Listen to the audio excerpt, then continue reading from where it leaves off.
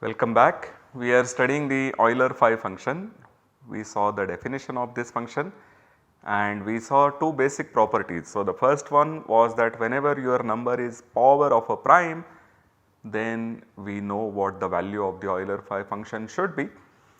And secondly, when you have two coprime numbers a and b, then we saw that the Euler phi function of the product AB is the product of the Euler phi functions. So, just to recall, we have phi n for every natural number n, and you know this equality sign here is important only because we should have that phi of 1 be equal to 1. For all others we will of course not have n here. So, this is our definition of the Euler phi function, phi n to be the cardinality of all the numbers from 1 to n which are relatively prime to n, and then we saw these two results that whenever your number is prime power, then the phi function is given by this formula. It is p power e minus p power e minus 1, and the second statement tells you that whenever a and b are coprime, then phi ab is phi a into phi b. So, these two lemmas enable us to compute the Euler phi function in general, and the way to go about that would be that you write n as your product of distinct prime powers, and after that we observe that we should have this property.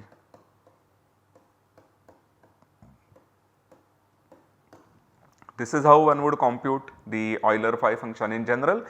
There is however one more formula which is quite useful to do, and it is this formula. So, this formula is actually quite easy. It tells us that the Euler phi function is n into the product of 1 minus 1 upon p, where p varies over the prime factors of n. So, here p varies over the prime factors of n, and this symbol that you see here, this stands for product. So, what we have seen here is that the Euler function can be computed by computed the right hand side here. So, let us go on about proving it. Suppose we have n to be p1 power n1, p2 power n2 dot pk power nk, where we have let us say p1 less than p2 all the way less than pk, just to say that we are looking at distinct primes here. And then as we have observed in the last slide, phi of n is going to be phi p1 power n1, phi p2 power n2 dot up to phi pk power nk. This is using the second lemma that we have proved in the last lecture. So, here each of these phi values are known to us. We will simply put the phi values for each of these pi power ni and then combine them to get the result for our n. So, then phi n is p1 power n1 minus p1 power n1 minus 1, p2 power n2 minus p2 power n2 minus 1 dot up to pk power nk minus pk power nk minus 1. So, this is because we know that the phi value for P1 power n1 is this. This is the phi P2 power n2 and so on, where we get phi Pk power nk. Okay. But now it is a simple thing to take the P1 power n1 outside from here. That will give us 1 upon 1 minus P1. Then we have P2 power n2 and inside we have 1 upon 1 minus P2. So on up to Pk power nk and we have 1 upon 1 minus Pk, and to combine all these together we have that P1 power n1, P2 power n2 all the way up to Pk power nk is going to give us n, and then the remaining terms are simply product of 1 minus 1 upon P, where P divides n. That is all. It is a very simple proof, but it will help us in computing the phi functions for composite numbers or in general for any natural number n. So, let us see whether we can apply this knowledge and compute the phi values. So, first of all 12 can be written as 2 square into 3, 4 into 3, that is our 12. Therefore, phi of 12 is phi of 2 square into phi 3. 2 square is a prime power. So, this is going to be 2 square minus 2. This is going to be 3 minus 1.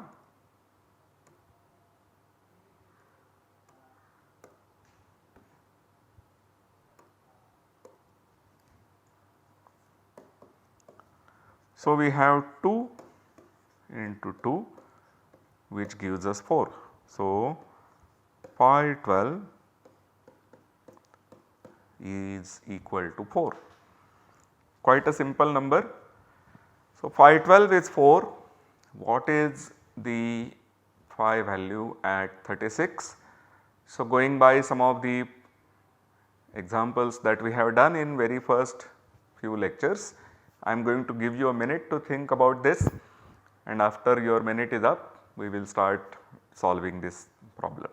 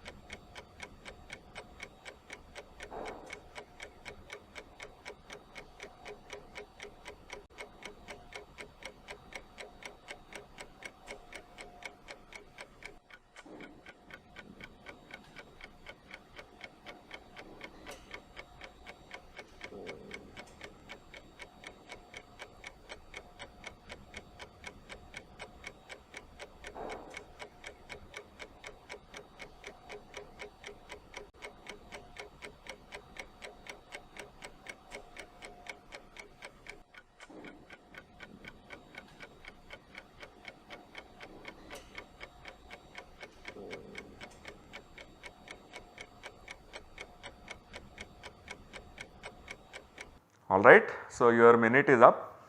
We have Euler phi function of the number 36. So, 36 is 6 square. So, this is 2 square into 3 square, and we should therefore compute the phi value for both 2 square and 3 square.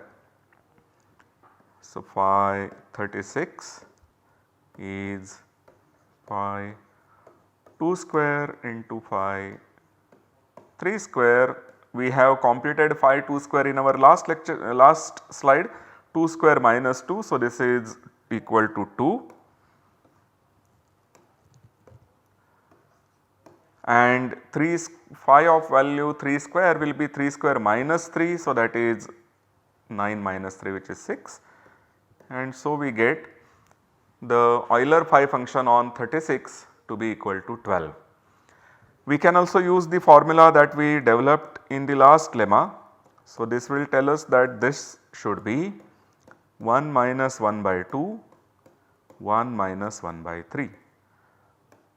which is 36 into 1 by 2 into 2 by 3, which gives us 12.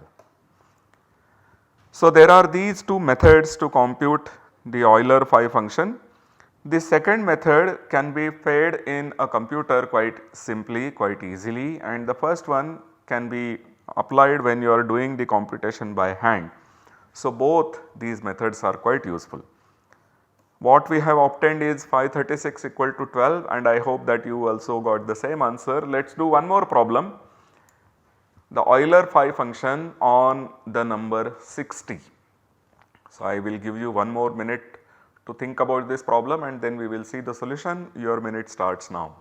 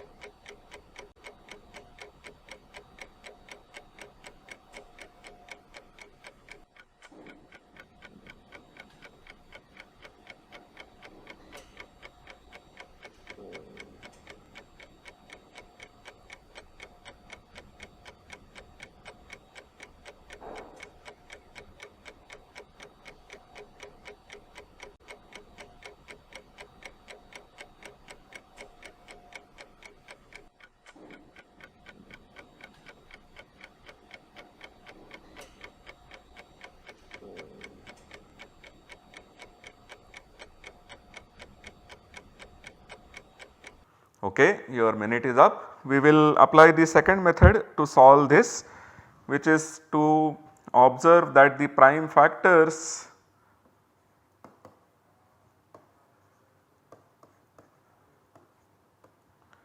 of 60 are, you have 2 dividing 60 and then 2 powers 2 divides 60 actually. So, what you are left with is 15. So, you have 3 and 5, and therefore phi of 60 is 60 into 1 minus 1 by 2, 1 minus 1 by 3, 1 minus 1 by 5. This is 60 into 1 by 2 into 2 by 3 into 4 by 5. So, this gets cancelled. 5 and 3 get cancelled for 60 to give you 4. So, the answer is 16.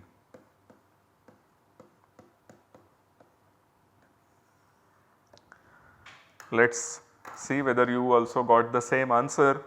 If you have any different answer, then perhaps it is time that you go back to your calculations and check where you may have possibly done a mistake. The Euler phi function is one very useful function. We are going to study this function later on while dealing with lots of other structures on the sets Gn. But to begin with, there is a one very nice relation with the Euler phi function and the number n that we have. So, this is one very basic and very standard result which we are going to state and prove. The result says that when you are taking summation of phi d, where d varies over divisors of a particular number n, then the answer you get is equal to n. So, here d varies over divisors of n, and this sum is the symbol which denotes a sum. So, we are taking summation over phi d where d divides n and the answer is indeed equal to n. So, how does one prove this? The proof is quite nice. What we do is that consider the set Gn, which is simply the set of natural numbers from 1 to 3 all the way up to n. And what we have is that the cardinality of Gn is n. This is something that we all agree with. Further, so for any I less than or equal to n, the GCD of I comma n has to be a factor of n. The GCD by very definition is that natural number which is greatest among the common divisors of I and n. So, in particular it has to be a divisor of n. Therefore, suppose AD denote the set of all the natural numbers up to n with the property that the GCD of I and n be equal to D. Let AD be this particular set, then the union of A1, A D1, D2, 1 is the first divisor of n, D3 and so on will give us our set Zn. I may have used some symbols here which you may not have known about. So, the symbol here which is given by the reverse sign of the product, this stands for disjoint union.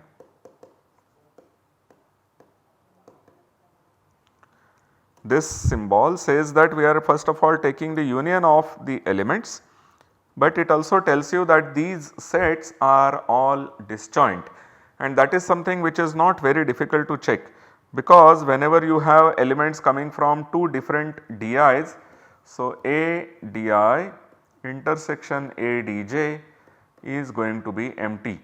This is because the elements of A di have the property that their GCD with your number n is di, whereas A dj are the elements whose GCD with n is dj. So, this is if di is different from dj. So, we have that this is a disjoint union and it gives you Zn, that is because every element in Zn should have a GCD which divides n. So, on the left hand side we have the di, all possible divisors of n, and the union, the disjoint union of all these di gives us Zn. So, when you compute the cardinalities, because the union is disjoint, what we get is that summation over d dividing n, cardinality of these AD is summation cardinality of our set Zn, which is n. So, we now need to find the cardinality of AD for each divisor of n.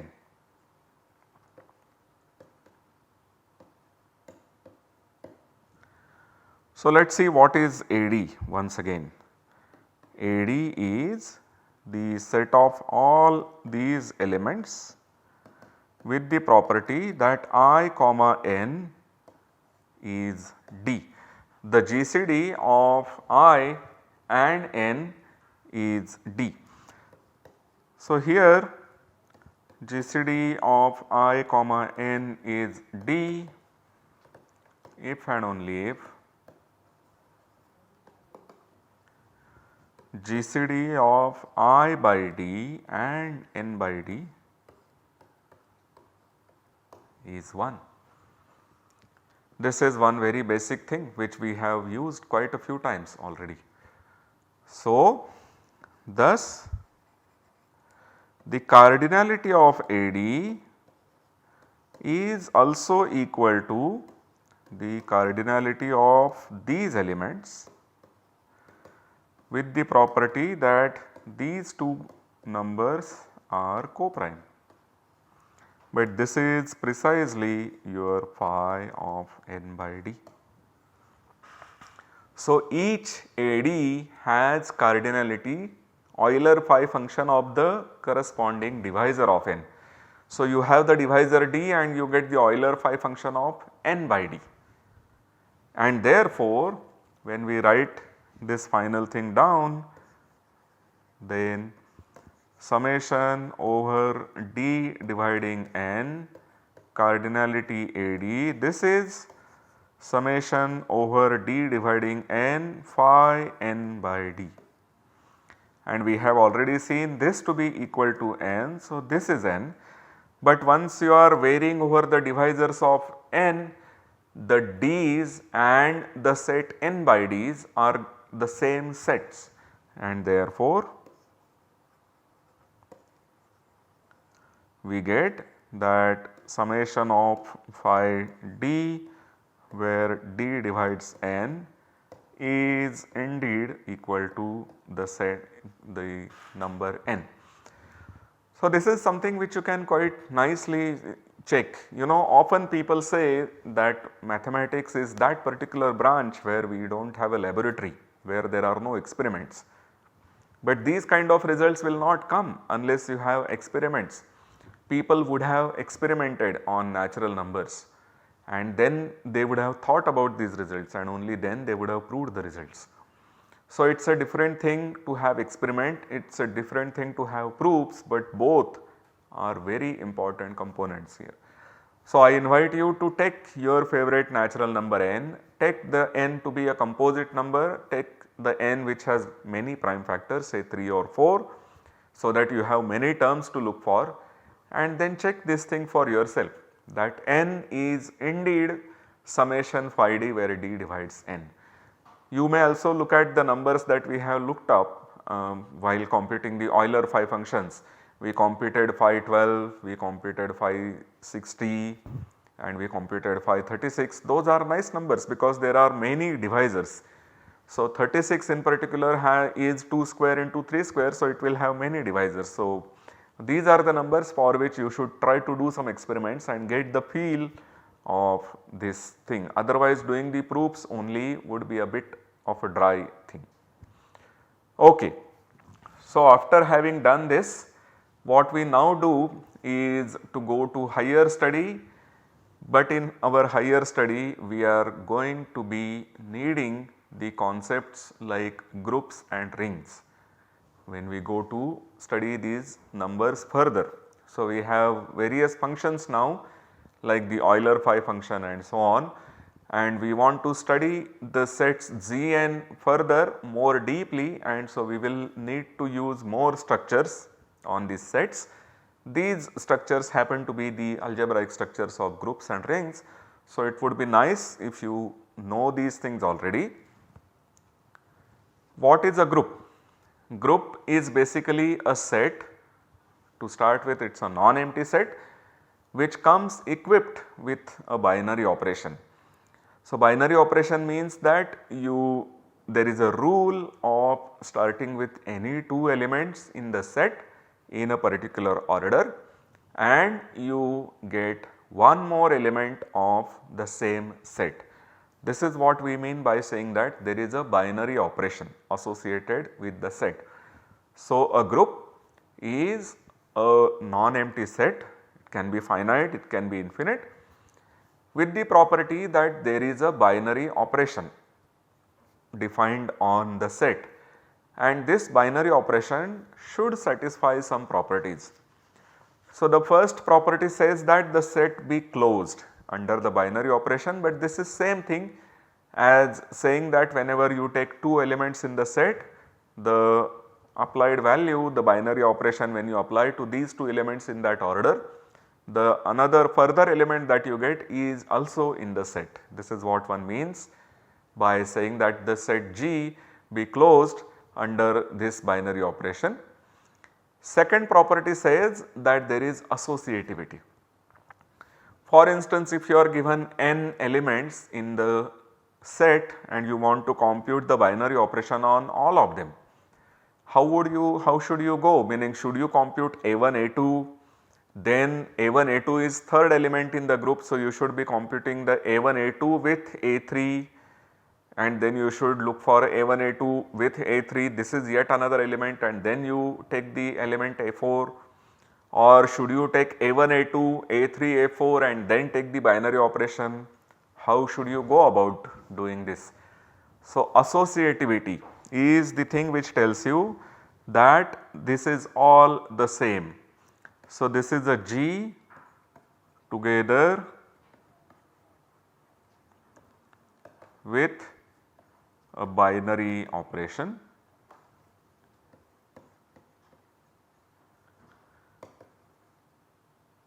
Let us denote it by star. Then the first property says that the set be closed under this binary operation, which means that A star B belongs to G whenever you have A and B coming from G. Second property says that we have associativity, which says that the A star B star C is equal to A star B star C for every A, B, C in G. This means that when you are applying the binary operation, then the order in which you apply this operation is not important. If you have A, B, C, D, you take A star B, C star D and then take their star, or you take A star B, then take the star with C and then put a bracket and take the star with D, all the elements that you are going to get are the same. So, which way you should bracket the elements is not important, that is a very important condition. The another important condition is what is called the existence of identity element. This says that there is some element which we often denote by 1 in your set G, such that 1 star A is A star 1 is A for every element in G. This says that there is one very distinguished element in your set G which acts like the identity in multiplication, which acts like the 1 when we take product, or it acts like 0 when you take the sums. So, this is the element such that the taking the binary operation with this element either in the first place or in the second place has no effect on any A. So, there is this element, and finally there is the axiom of existence of inverse, which says that for every A in G there exists an element which we denote by A inverse such that A star A inverse is A inverse star A equal to 1. So, it tells you that for every A there is some another element, it could be equal to A or it could be any different element, such that the star, the binary operation of these two elements in any order gives you back the identity element. Now, there are these basic axioms, we will see some examples of the groups in the next lecture, but you should note first of all that the element 1 and the element A inverse for every A, these are unique. These are some of the very basic statements that we often see in the theory of groups. So, I will not prove any of these results, I will assume that you know what is a group. In the next lecture I will start with some examples of groups and I will also talk about what we mean by a ring, but beyond giving you some very basic information I will not be dealing with any other properties of these structures, but we will need to use them. So, it will be nice if you could go back and read some of the very basic books on groups and rings. See you in the next lecture. Thank you.